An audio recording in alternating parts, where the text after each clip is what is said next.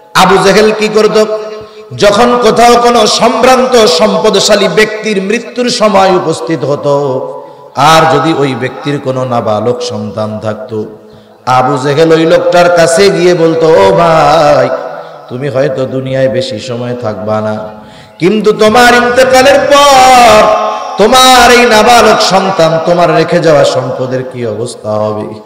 এইগুলা তো মানুষে দখল দিয়ে নিয়ে যাইব, তোমার সন্তান সম্পদ বঞ্চিত হবে। একটা কাজ করো, তুমি মানুষের সামনে ওসিয়ত কইরা যাও যে তোমার মৃত্যুর পর তোমার সম্পদ এবং সন্তানের অভিভাবক হইলাম আমি। লোকটা চিন্তা করতো, কাজটা তো খারাপ হবে না। আবু জেহেল যদি আমার সম্পদ আর সন্তানের দায়িত্ব নিয়ে নেয়, তাইলে মক্কায় কেউ নাই যে আমার সম্পদ আর সম্পদের সন্তানের দিকে হাত বাড়াবে। সন্তান আর সম্পদের নিরাপত্তার কথা চিন্তা করে ওই আবু জেহেলকে মানুষের সামনে অভিভাবক হিসাবে ঘোষণা কইরা যাইত।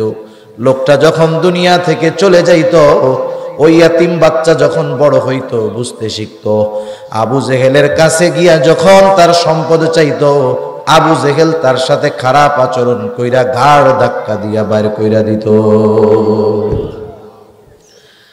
আমাদের সমাজেও এরকম আবু জেহেল মার্কা লোকের অভাব নাই।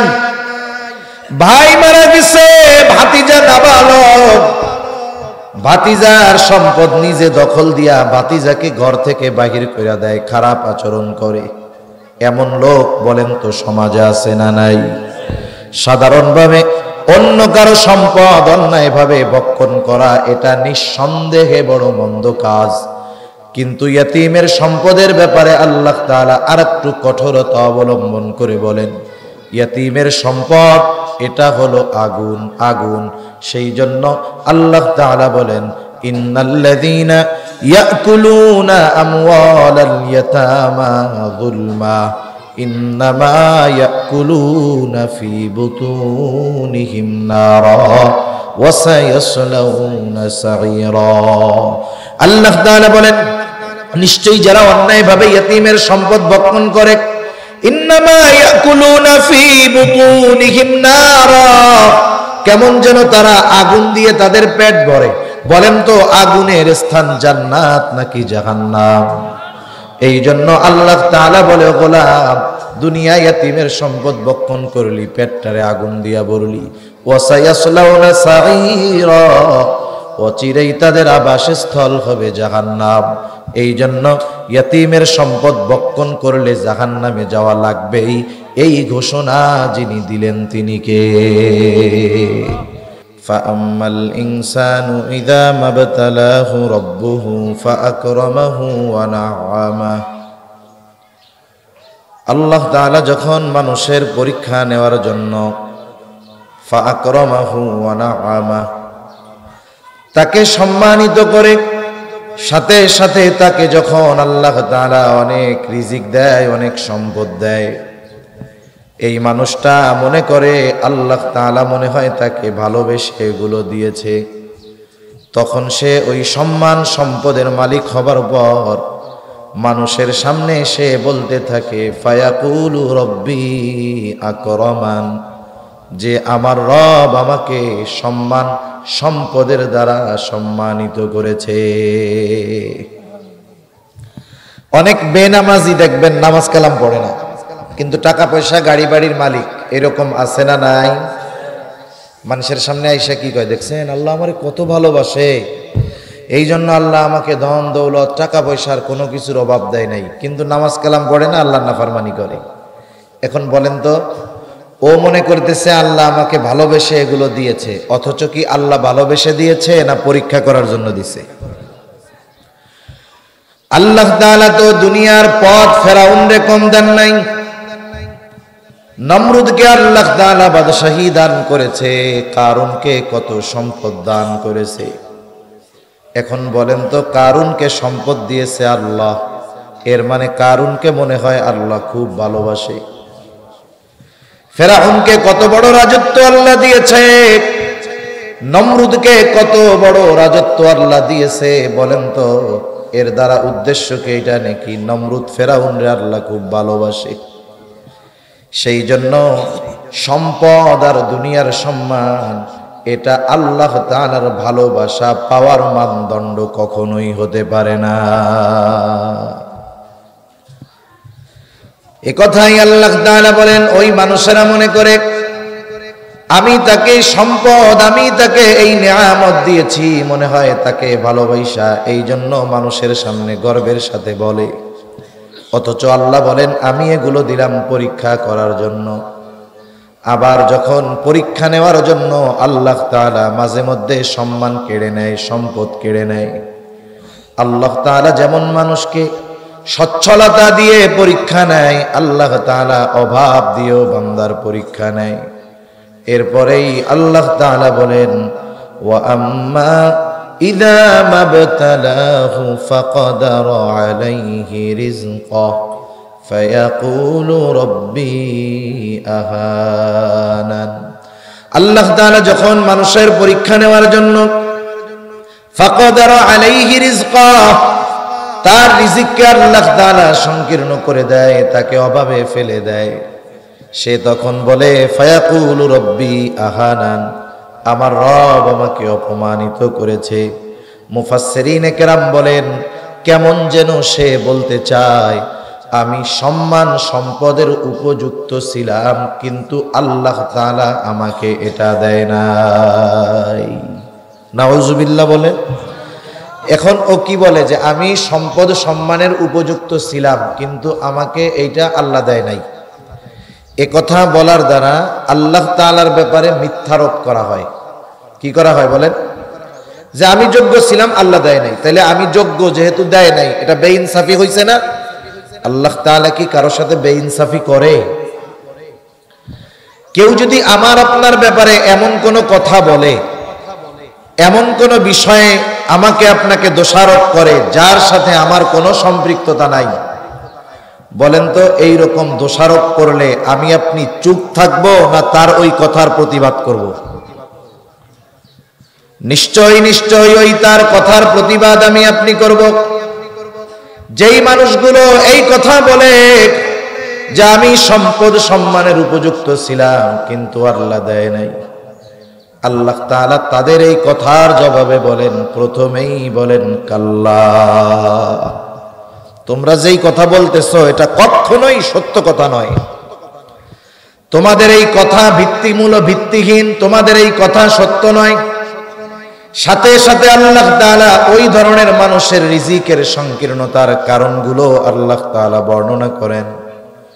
আল্লাহ তাআলা ওই ধরনের মানুষের রিজিক সংকীর্ণতার কারণগুলোর মধ্যে এক নাম্বার কারণ হিসাবে বলেন, তোমাদের রিজিক সংকীর্ণতার কারণটা কি শোনো, বাল্লা তুকরিমুনাল ইয়াতীম, এমনটা নয় যে তুমি সম্পদ সম্মানের উপযুক্ত ছিলা, আমি আল্লাহ দেই নাই, বরং তোমার রিজিক সংকীর্ণতার এক নম্বর কারণ তুমি ইয়াতীমদেরকে সম্মান করো না।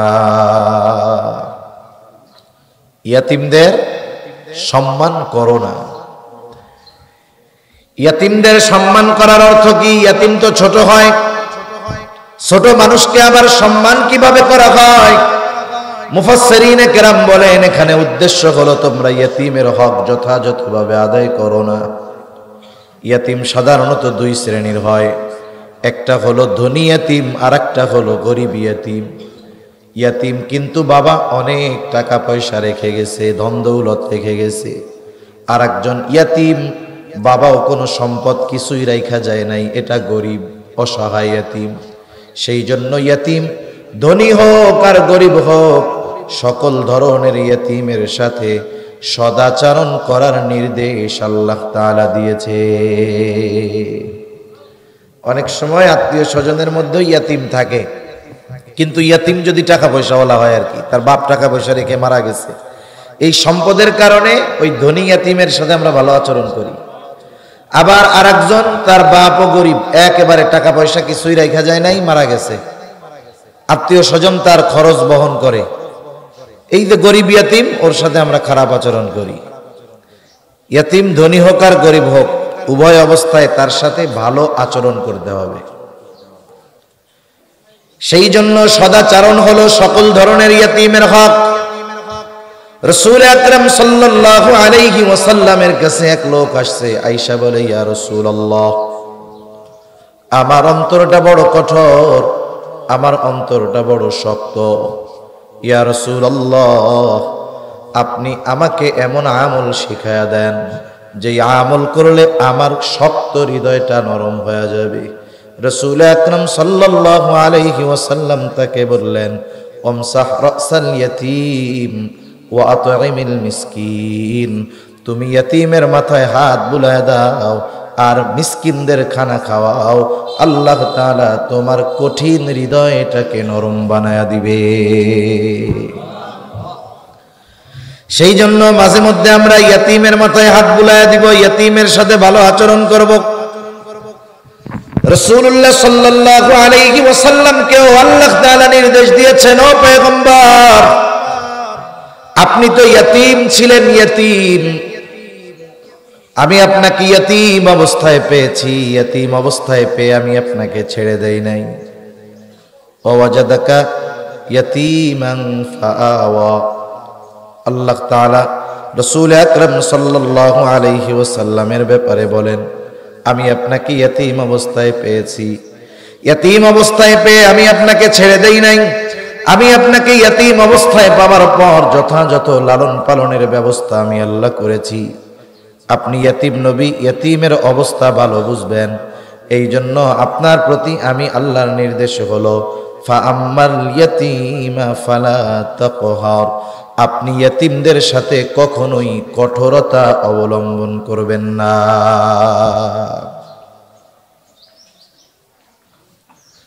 আপনাকে আমি ইয়াতীম অবস্থায় পেয়ে লালন পালনের ব্যবস্থা যেহেতু করছি, এটা একটা নেয়ামত আপনার জন্য।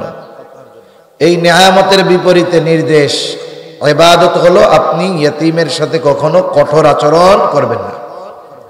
নবীজিকে বলার দ্বারা উদ্দেশ্য হলো কিয়ামত পর্যন্ত যত মানুষ আসবে এই বিষয়টা আমাদের খেয়ালে রাখা। অনেক সময় বড়কে বলে ছোটদেরকে শিক্ষা দেওয়া হয়।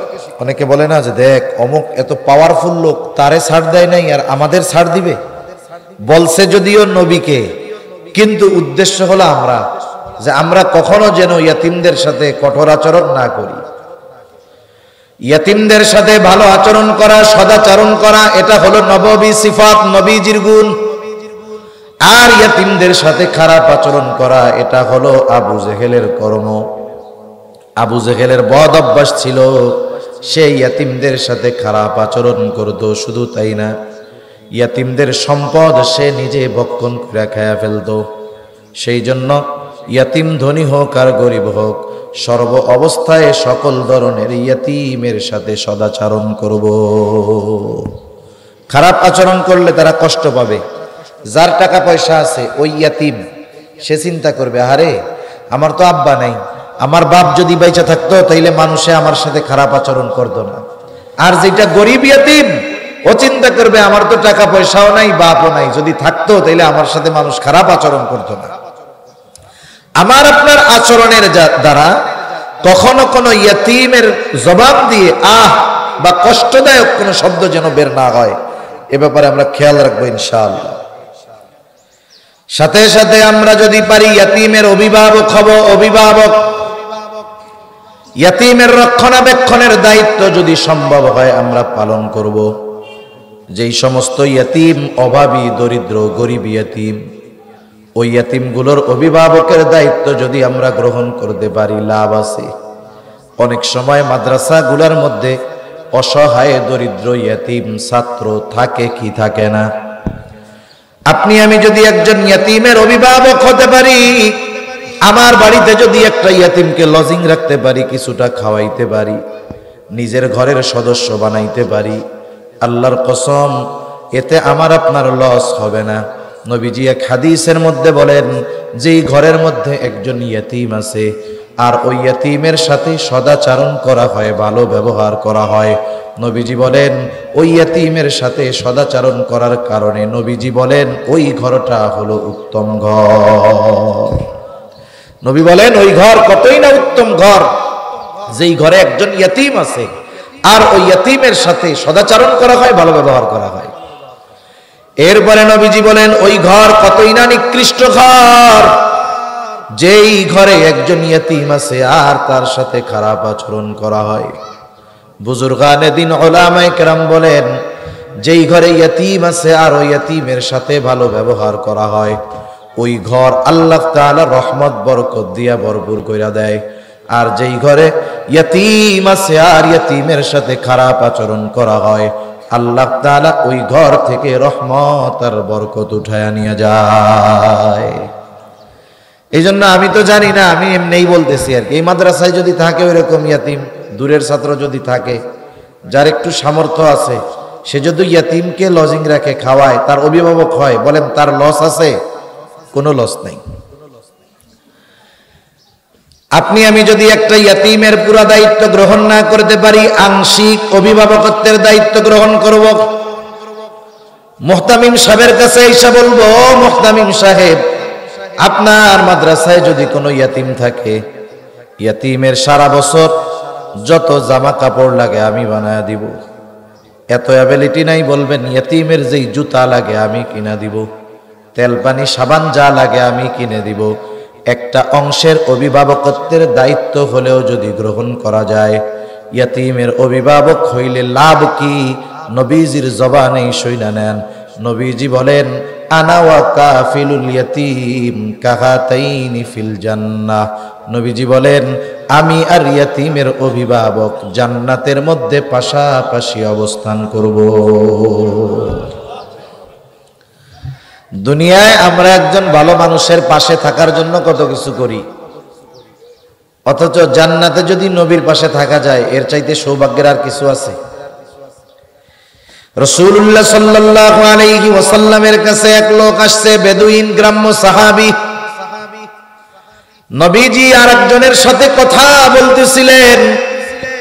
ওই লোকটা তো বোঝে না, গ্রাম্য মানুষ, সহজ সরল মানুষ। আদব হইল, একজন যখন আরেকজনের সাথে কথা বলে, এই কথার মধ্যে কথা না বলা। গ্রাম্য মানুষ বোঝে না।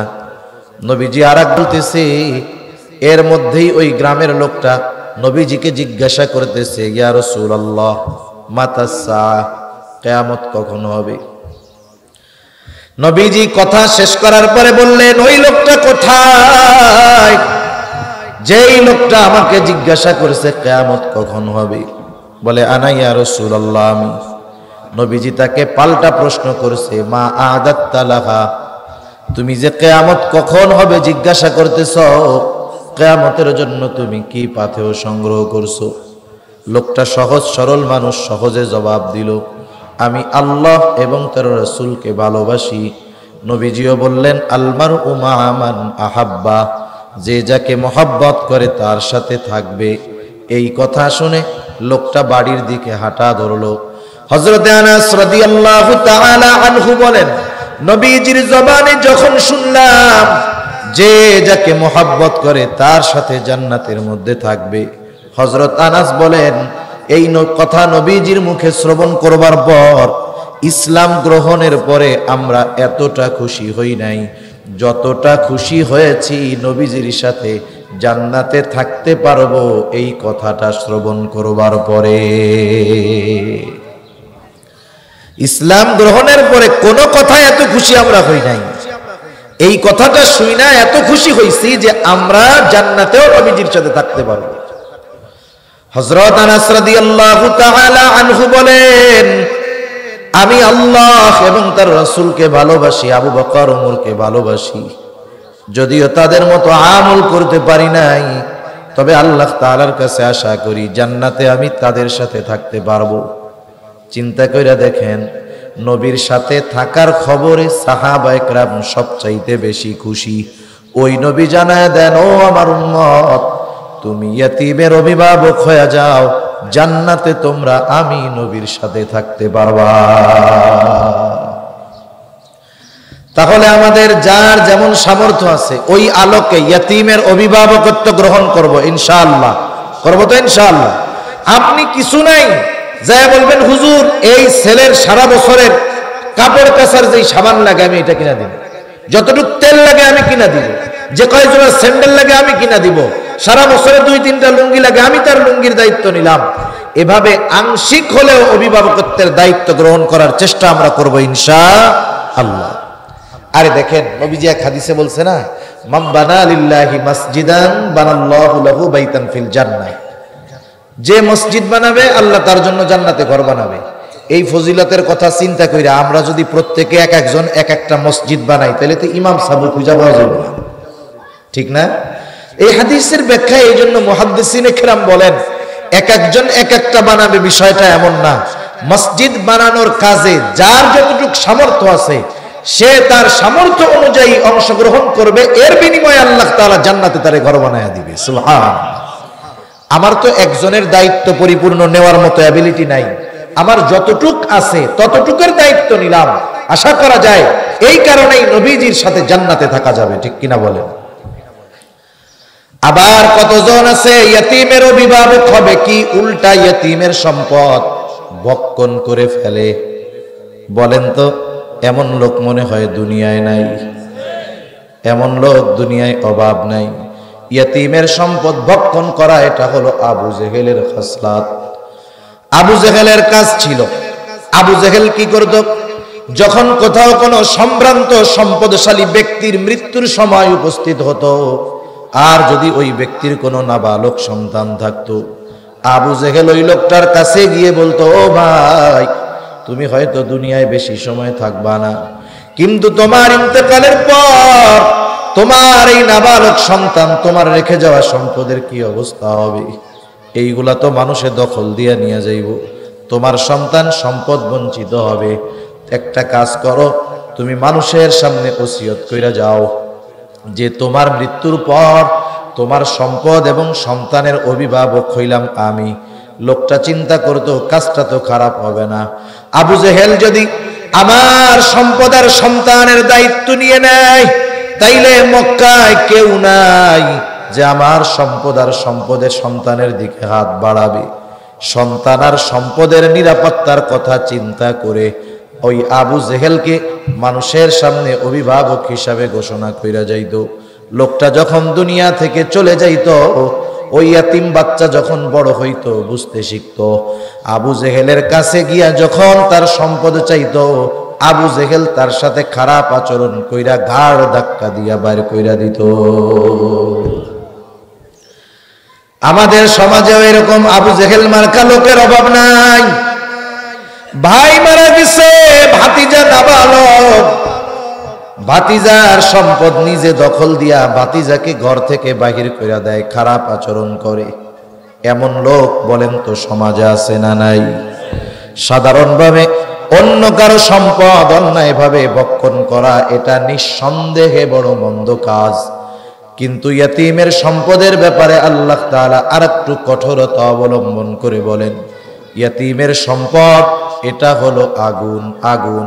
সেই জন্য আল্লাহ তাআলা বলেন, ইন্নাল্লাযীনা ইয়াকুলুনা আমওয়ালাল ইয়াতামা যুলমা ইন্নামা ইয়াকুলুনা ফি বুতুনিহিম নারা ওয়া সায়াসলাউনা সাঈরা।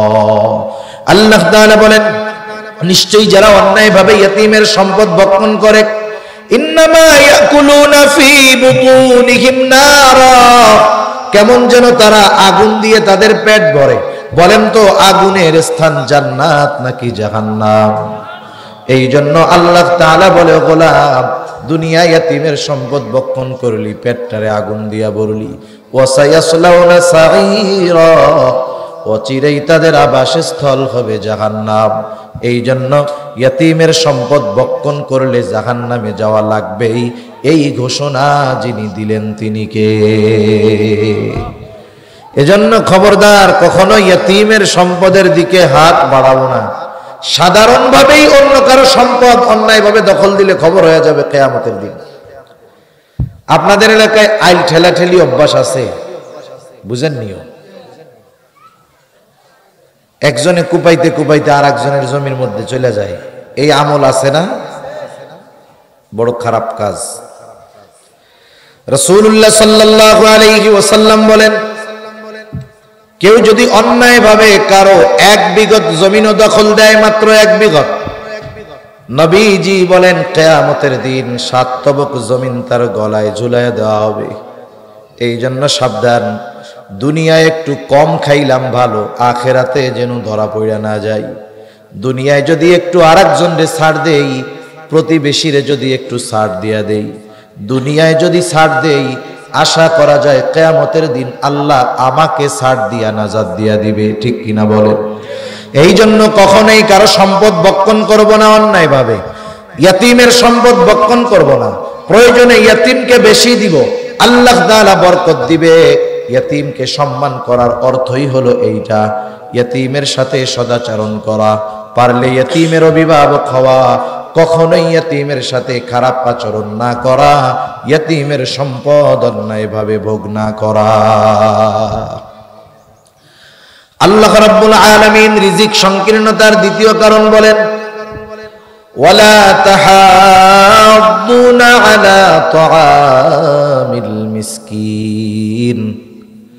আল্লাহ তাআলা বলেন তারা মিসকিনদেরকে খানা প্রদানে অপরকে উৎসাহ দেয় না।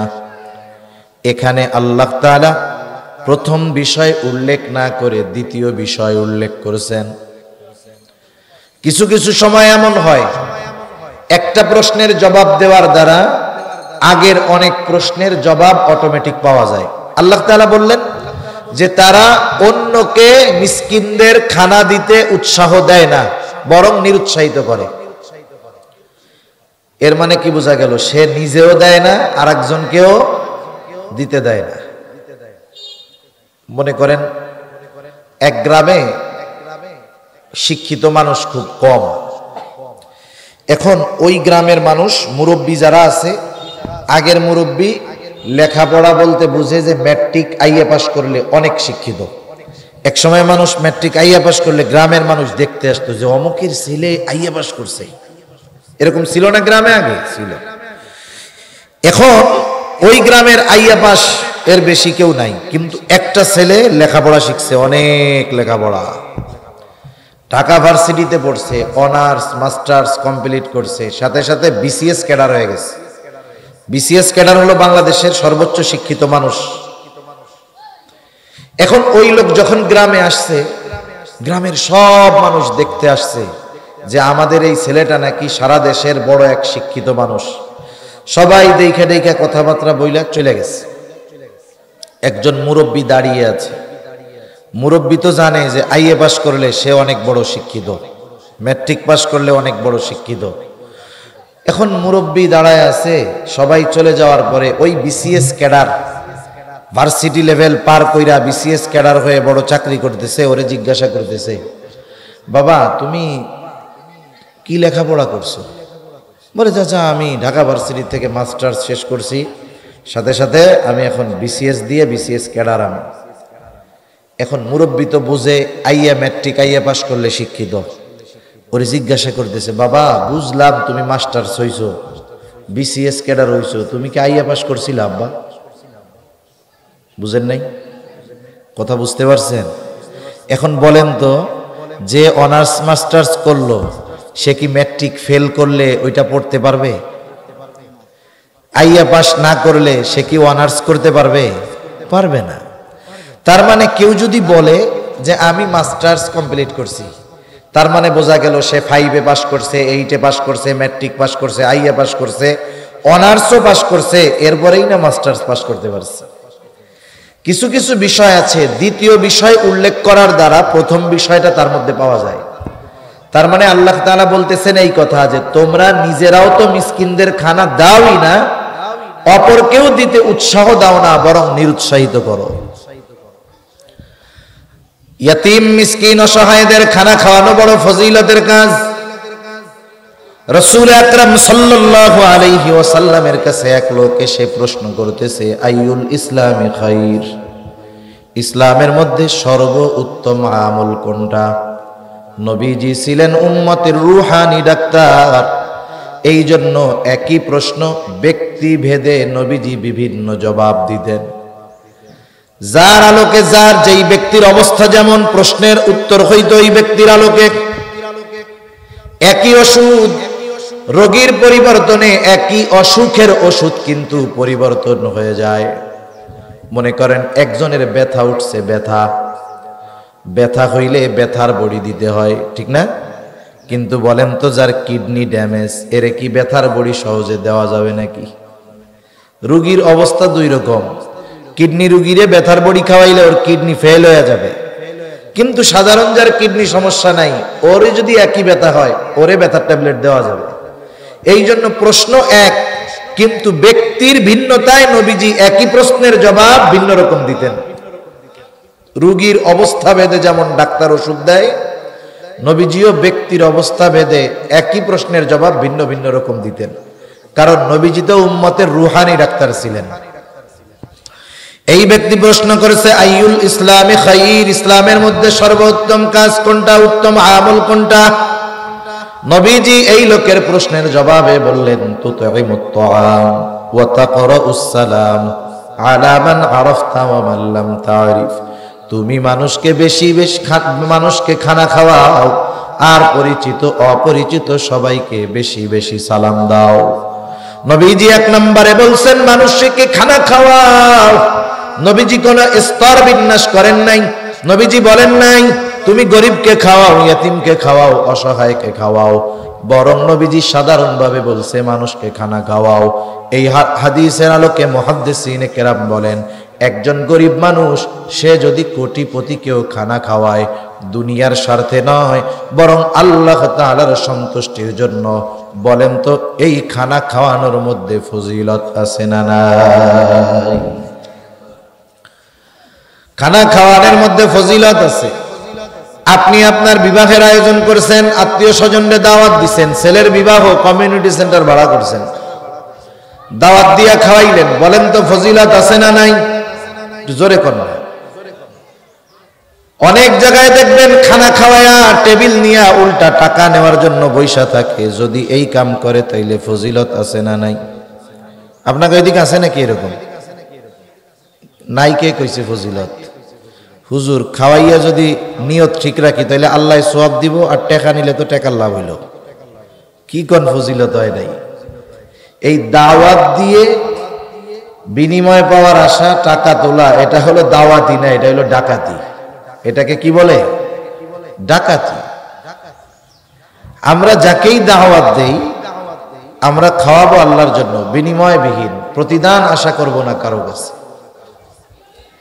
যাদেরকেই খাওয়াই, অনেক সময় প্রতিবেশী অভাবী দরিদ্র, তারে খানা খাওয়াইলো, আশা করে যে আমি বিপদে আপদে পড়লে দৌড়াই আসবে। যদি না আসে বলে তোরে আমি খাওয়াইলাম, তুই আমার বিপদে একটু আসলিও না। এরকম খোটা দেওয়া লোক সমাজে তো নাই মনে হয়? আছে। আমি আপনি যাকেই খানা খাওয়াই না কেন একেবারে বিনিময়ের আশাবিহীন খানা খাওয়াবো। দরিদ্র হোক, ধনী হোক, আর কোটিপতি হোক, আমি কারো কাছ থেকে প্রতিদান আশা করব না। একমাত্র প্রতিদান আশা করব কার কাছে? আল্লাহর কাছে। সাহাবায়ে কেরাম কখনো আশা করতো না। সাহাবায়ে কেরাম মানুষকে খানা খাওয়াইতো, দরিদ্র অসহায়দেরকে খানা খাওয়ায়া প্রতিদান আশা করতো না। আল্লাহ তাআলা বলেন, ওয়ায়ুতঈমুনা আত-তাআমা আলা হুব্বিহি মিসকিনাও ওয়া ইয়াতীমান ওয়া আসীরা ইন্নামা নুতঈমুকুম লিওয়াজহিল্লাহ। এই দরিদ্র অসহায় ইয়াতীম মিসকিন ভিক্ষুক গরিবদের খানা খাওয়ায়া এই আশা করতো না ওর দ্বারা আমি উপকার লাভ করব। বরং সাহাবায়ে কেরাম বলতো, শুইনা নাও, ইন্নামা নুতঈমুকুম লিওয়াজহিল্লাহ, আমরা তোমাদেরকে খানা খাওয়াইছি আল্লাহর জন্য। লা নুরিদু মিনকুম জাযাআও ওয়ালা শুকুরা, খানা যেহেতু আল্লাহর জন্য খাওয়াইছি, লা নুরিদু মিনকুম জাযাআ, তোমাদের কাছে আমরা কোনো প্রতিদান চাই না, বিনিময় চাই না। শুধু বিনিময় তো নয়, ওয়ালা শুকুরা, আমার খানা খাইয়া আমারে ধন্যবাদ দাও, এটাও আমরা চাই না। কারণ খানা খাওয়াইছি আল্লাহর জন্য, এই খানা খাওয়ানোর প্রতিদান যিনি দিবেন তিনি কে? সেই জন্য সাধারণভাবে খানা খাওয়ানো এটা ফজিলতের কাজ, আল্লাহর জন্য খাওয়াইলেই সওয়াব। 2 নাম্বার, যদি প্রতিবেশী হয় প্রতিবেশীকে খানা খাওয়ানো এটা আরেক ফজিলতের কাজ। নবীজি এক হাদিসের মধ্যে বলেন, তুমি তোমার তরকারির মধ্যে ঝোলটা বাড়ায়া দাও যাতে প্রতিবেশীর খোঁজ খবর নিতে পারো। আবার দেখেন, প্রতিবেশী যদি গরিব হয় তাইলে খানা খাওয়ানো আরো ফজিলতের কাজ। বরং অভুক্ত প্রতিবেশীকে খানা খাওয়ানো এটা ঈমান সম্পৃক্ত বিষয়। এক তো প্রতিবেশী, আবার অভুক্ত দরিদ্র। এজন্য নবীজি সাল্লাল্লাহু আলাইহি ওয়াসাল্লাম বলেন, লাইসাল মুমিন আল্লাযী ইয়াশবাউ, ওই ব্যক্তি মুমিন নয় যে নিজে পেট ভরে খায়, তার প্রতিবেশী অভুক্ত থাকে। এই জন্য চিন্তার বিষয় ভাই, আমি নামাজ পড়ি, তাহাজ্জুদ পড়ি, আওয়াবি নিশরাক নফল ইবাদত করি, সব আমল ঠিক আছে, কিন্তু আমার প্রতিবেশী যদি অভাবী হয়, অভুক্ত হয়, অভুক্ত কাটায়, আর এই দিক দিয়া যদি আমি পেট ভরে খাই, নবীজি বলেন অভাবী অভুক্ত প্রতিবেশীকে রাইখা তুমি পেট ভইরা খাইলা, তুমি তাহাজ্জুদ গুজারি হইছো, কিন্তু ইমানদার পূর্ণরূপে হইতে পারো নাই। এজন্য আমার আপনার প্রতিবেশী যদি অভাবী দরিদ্র থাকে, খোঁজ খবর রাখবো তো ইনশাআল্লাহ।